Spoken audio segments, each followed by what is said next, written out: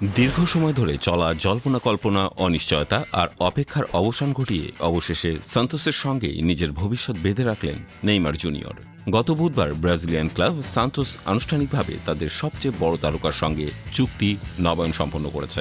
নতুন এই চুক্তি অনুযায়ী 2026 সালের 31 ডিসেম্বর পর্যন্ত সান্তোসের জার্সিতেই মাঠে নামবে ব্রাজিলের এই ফুটবল আইকন। ব্রাজিলিয়ান একটি সংবাদ মাধ্যম এ তথ্য নিশ্চিত করেছে। এই চুক্তিতে পৌঁছতে দুপক্ষের মধ্যে কয়েক সপ্তাহ ধরে আলোচনা চলেছে।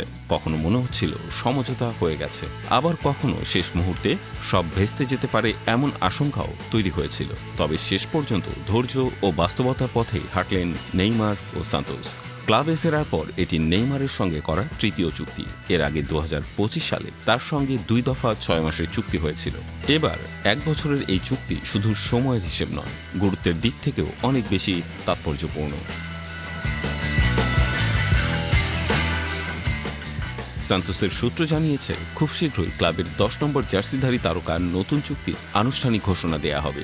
এই চুক্তির ফলে ক্লাব সভাপতি মার্সেলো তেইসেইরার মেয়াদ শেষ হওয়া পর্যন্ত সান্তোসেই থাকছেন নেইমার। আর্থিক দিক থেকে এটি কোনো রাজকীয় ইউরোপীয় চুক্তি না হলেও নেইমারকে মাসিক যে বেতন দেওয়া হচ্ছে তা ইউরোপের 4-5 জন সাধারণ মানের খেলোয়াড়ের বেতনের সমান। খেলোয়াড়ি চুক্তির পাশাপাশি নেইমার ইমেজ স্বত্ব নিয়েও তার পারিবারিক মালিকানাধীন প্রতিষ্ঠান এনআর স্পোর্টসের সঙ্গে আলাদা একটি চুক্তি করেছে সান্তোস।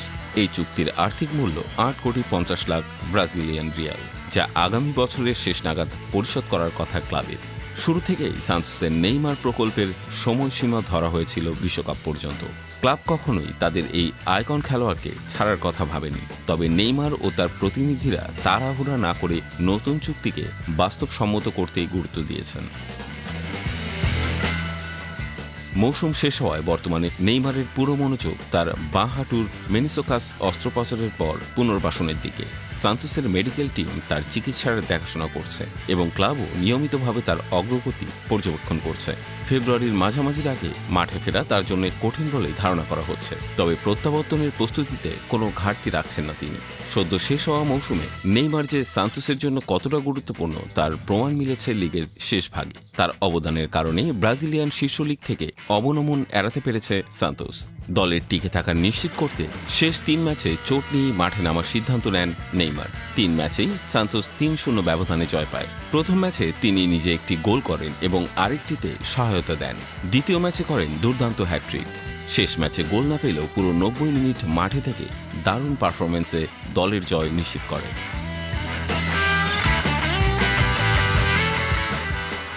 বিশ্বকাপের বছর সামনে রেখে নেইমারের জন্য এই চুক্তির গুরুত্ব আরও বেড়ে গেছে।